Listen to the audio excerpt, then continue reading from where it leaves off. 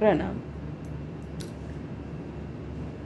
आज का टॉपिक है कि क्या कभी हम ध्यान से ये सोचते हैं कभी भी कि ईश्वर की सबसे अनमोल कृति या रचना इंसान ही है, और इंसान की सुरक्षा, संस्कार, उसके अंदर कौन से गुण डालने हैं वो भी काम हमें इंसानों का है।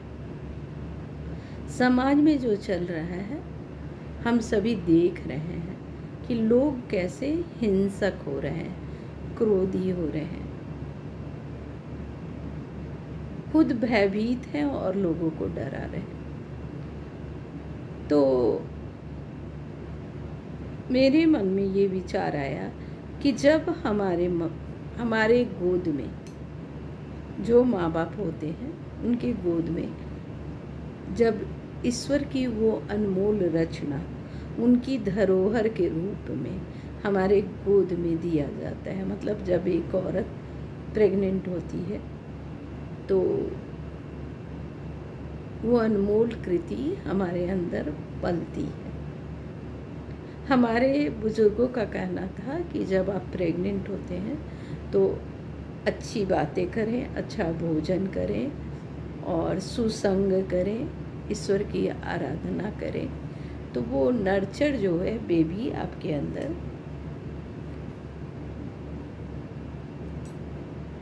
एक अलग आकार लेता है और उसके अंदर बहुत सारे गुण जो हैं वो कहीं ना कहीं हमारे माध्यम से जाते हैं। तो जो भी माँ बाप बनते हैं तो सबसे पहले तो ये सोचो ना कि वो पहला स्पर्श याद करो। मुझे आज भी याद है अपने बच्चे का प्रथम स्पर्श।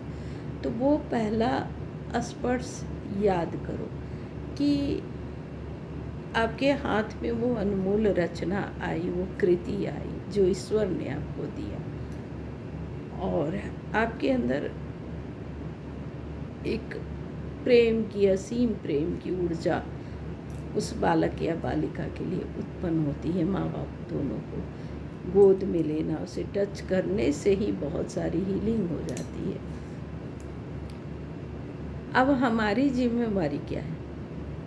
वो अनमोल कृति, वो अनमोल रचना ईश्वर ने हमें हमारे हाथों में सौंप, और वो जो रचना है उनकी, उसके अंदर कुछ भी ऐसी भावनाएं नहीं होती जो हिंसक है या नेगेटिव, बोलिए पूरी तरह से जो लोग नेगेटिविटी में जा रहे हैं। हालांकि सारी भावनाएं हमारे अंदर हैं, अच्छाई बुराई सब है, पर जिस तरह की प्रवृत्ति अभी मानव की हो रही है,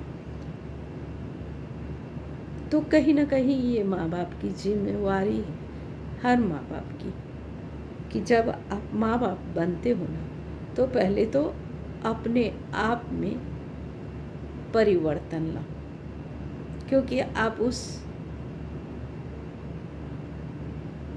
की सेवा करने वाले हो, उस अनमोल कृति की, और उसके अंदर सद्गुण डालना, प्रेम डालना, समर्पण डालना,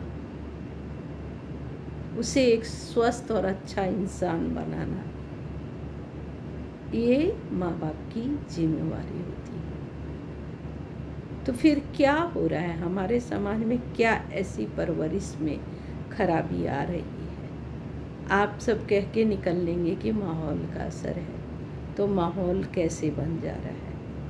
कहीं ना कहीं माँ बाप ने बहुत सारे अपने हिंसक व्यवहार, अपने प्रचंड क्रोध, अपने निगेटिविटी से बच्चों का लालन पालन किया। यही कारण है कि बच्चे वो नहीं बन पा रहे हैं जो उन्हें बनना चाहिए। जिन चीज़ों से हमें सींचना था वो हम कहीं ना कहीं भूलते जा रहे हैं। मुझे अब याद आता है बचपन अपना कि तब माएँ इतनी पढ़ी लिखी शायद नहीं थी, सक्षम भी बहुत ज़्यादा नहीं थी, लेकिन उन लोगों ने जो सींचा प्रेम से, अपने कोमलता से, अपनी खुशियों से, अपने आलिंगन से, क्या वो हम कर पा रहे हैं?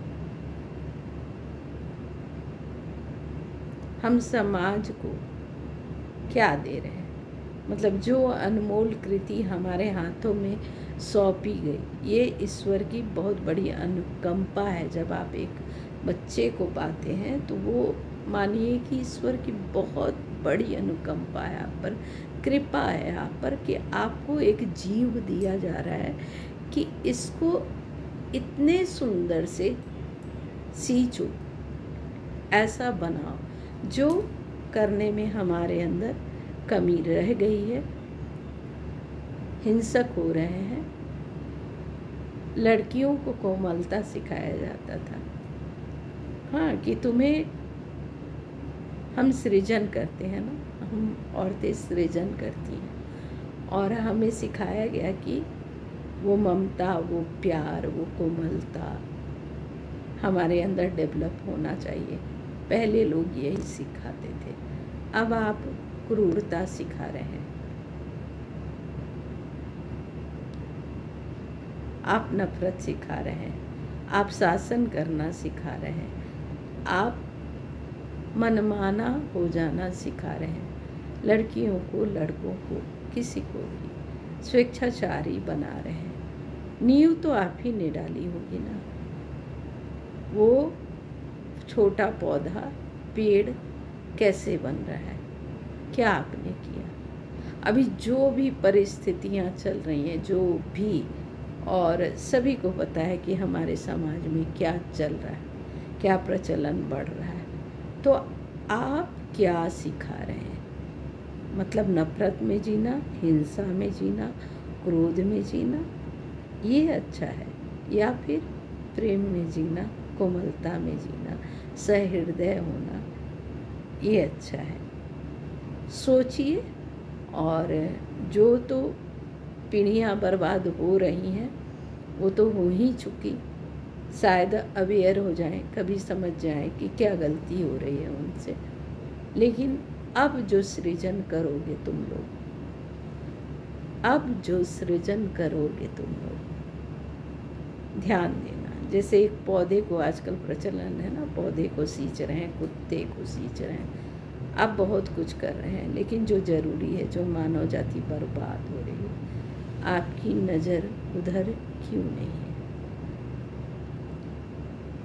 सुविधा तो आ रही है, सुविधा के नाम पर बहुत सारी सुविधा मिल रही है, सभी को मिल रही है, जो पिछले समय में ऐसी सुविधा भी नहीं थी। लेकिन आराम तो मिल रहा है, लेकिन मेंटल हेल्थ कितना डगमग है, कितनी अशांति, कितना अंधेरा। अगर आप लोग मेरा वीडियो देखेंगे तो प्लीज़ शेयर करिएगा, ये मेरे लिए नहीं, आप लोग करो, मेरी बातों को पहुंचाओ। नेचुरल है मेरी बातें, मैं जो अनुभव करती हूँ, जो मेरे अंदर बातें उनकी कृपा से आती है, मैं वही शेयर करती हूँ। यही कारण है कि मैं बहुत वीडियो भी नहीं बना पाती। चलो, आज का टॉपिक मैं यहीं समाप्त करती हूँ। देखो, आप लोग देखो इन चीज़ों को और समझो, कोशिश करो। प्रणाम।